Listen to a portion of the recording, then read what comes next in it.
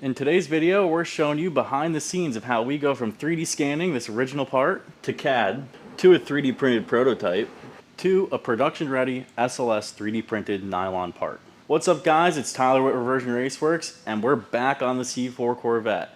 But today we're taking a small detail and bringing it into the modern era. We're going to be using some 3D printing and 3D scanning, so let's show you what we have in store.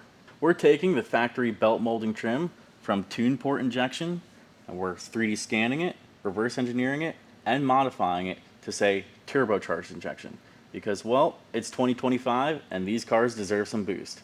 But actually, we have a customer building a turbo Corvette and we have the right car for the job to make it happen.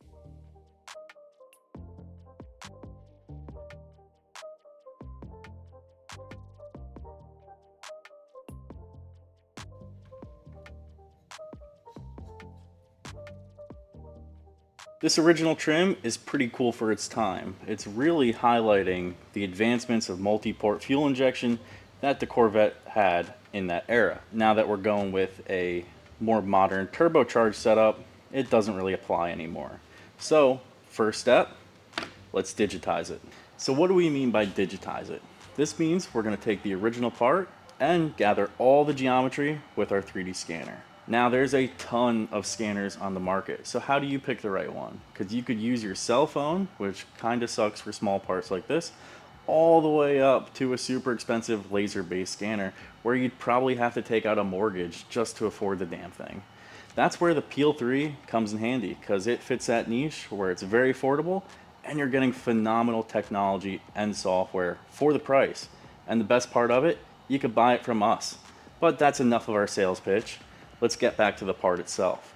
We're going to 3D scan it with our Peel 3. It's going to come out super accurate with geometry that we can draw right on top of in a CAD program like SolidWorks or Fusion 360. And then we're able to make the modifications we want, whether it be text, mounting locations, or anything you could imagine, because we're going to 3D print this part and make it whatever you want. Now I mentioned there's a spectrum of scanners from your phone, which is typically LiDAR or photo based, all the way up to the laser scanners, which obviously are laser based. Now those laser scanners, while they're super accurate, they take a lot of time to set up because they can't recognize geometry. They have to use markers, such as the dots we have on this turntable and markers you've probably seen us use on cars and other projects in the past. The advantage to the Peel is it's structured light. Now it's slightly less accurate, but still incredibly accurate, just less than what a laser scanner would be, but it's able to pick up both the markers as well as the geometry of the part. So say you had like a crazy part, like something that had a bunch of geometry and shape to it, you could probably even get away without even using any markers. Now this is case specific, but the point is the setup is way faster with a structured light scanner over a laser based scanner. Now when it comes to your phone, that's also kind of a pain because it could lose track as well with LiDAR, or it's just not very good at picking up fine geometry. And if you do the photo aspect, photogrammetry if you will, it's a lot of setup because you just have to take a ton of pictures. While this scanner, being structured light, it's essentially taking pictures too. It's just doing it all for you, where you could just scan over the part, and the camera array inside, because you could see there's multiple cameras in the scanner, those are all taking pictures very quickly and stitching them together in the program for you. So it's way less work on the user yourself, making the scan come out faster and better. So we had to spray the part with a sub-spray because the darker color makes it a little bit tricky on the scanner. The light just gets absorbed by the scanner and it doesn't come out so great. But the matte white that the A sub-spray leaves makes it come out so much better and makes our lives a million times easier. So we pretty much have this first scan wrapped up. We're just going to have to flip the part over, get another scan of the other side, and then merge it all together so we have a nice solid scan to reverse engineer. Now we have our 3D scan file imported into SolidWorks, where we're able to take this geometry and start drawing on top of it. Now I didn't want to get into every single detail as far as sketches and fillets and all the features it took to get to this exact point of the model, but we could cover that in another video if that's something you guys are interested in. But for this video, I think you can see it came out pretty good. We have the nice curves all the edges are filleted, the text is obviously modified, and if you look on the back side, we have everything pretty much modeled as original. So it'll be a nice strong part. You're going to be able to have the sheet metal bracket just fit into there just how it was from the factory. The only difference we made is we actually increased the size of these holes so you could fit a threaded insert instead. Personally, I'm not a huge fan of just threading right into plastic, but that's how the OEM did it. As far as tolerancing goes and whatnot, it's kind of a guess. So I'd rather just use a threaded insert where I can because it's a little bit easier. So we're going to use some 440 screws moving forward. Aside from that, what we really came here for was the text. And now it obviously says turbocharged port injection. And I was able to find a text file online that was pretty similar to the original text, then just modify it with spacing and how it's stretched and line it up to the original. I made a dimension sketch of roughly where the original text started, so it just looks as OEM as I possibly could make it. I think it came out great, but you guys will be the judge. Comment down below and let us know what you think.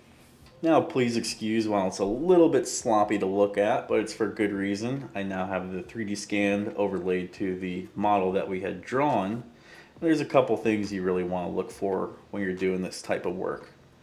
For one, when you're making surfaces, notice how in this aspect the solid model and the 3D scan mesh are kind of intertwined and it almost gets like faint as you turn it.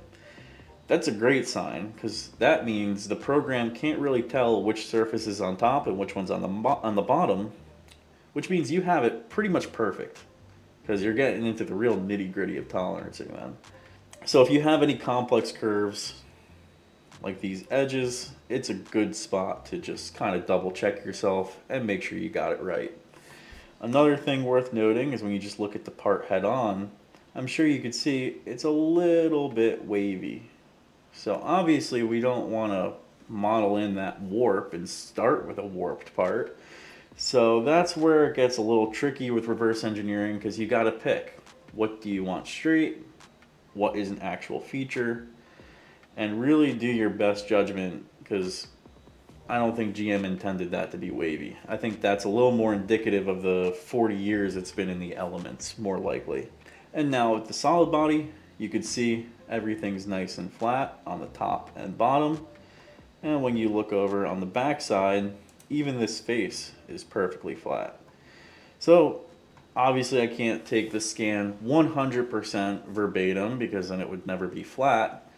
We're able to make a couple safe assumptions, get the dimensions pretty dang close, and you could even check things with a caliper if you want off of the original part just to make sure your 3D scan's as accurate as you think, and then make a part that you know is going to fit phenomenal. Now that we have the CAD file all completed, we import the STL of it into Cura. You can see here the part fits on a print bed very nicely because we have a farm of pretty large printers if you haven't seen. Once we hit slice, you're able to check out the preview where you can see each and every layer that the printer is going to do to create this prototype. So let's do the layer view and go all the way down. You can see here is the first layer going down, and progressively the part builds until it's completed. The blue stuff on the inside is support material. Since the part's hollow, it has that sheet metal bracket that goes inside. We wanted to keep it like that, and this support material just builds underneath the part so the plastic has something to sit on as it builds. That pretty much says it all for the prototype. Let's throw it on the printer and see what comes out.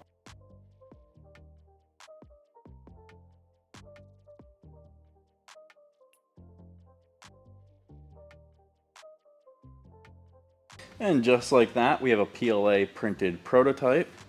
And I know you can see the layer lines. It's not as pretty of a part as you'd want it to be for final production. But the good news is, it's not final production. This is just a prototype.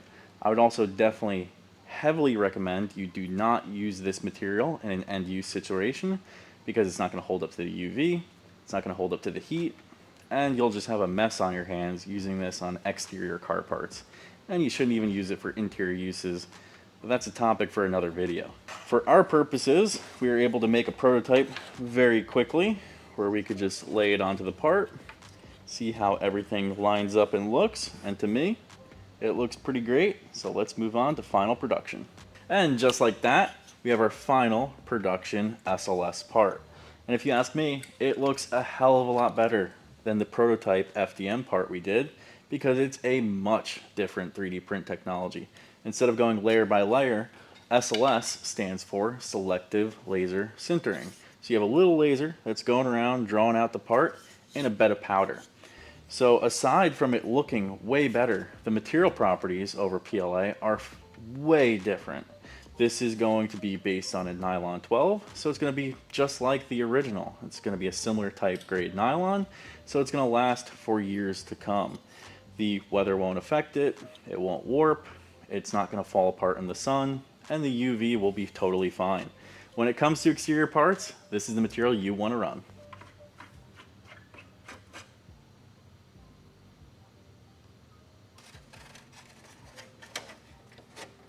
Yeah, if you guys don't think C4 Corvettes are cool, does your car have aluminum screws in the wheel well? Probably not. Now that everything's bolted back together, I think it looks pretty dang good. If you just take a little bit of gray paint and fill in those layers, you're gonna fool everyone at the local car show. But you guys be the judge. Comment down below and let us know what you think.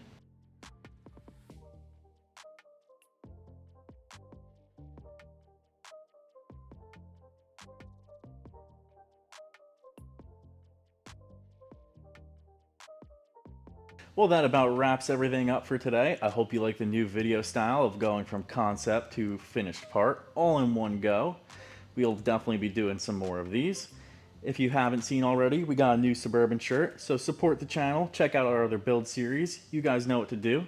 Like, subscribe, comment down below, and we'll see you in the next one.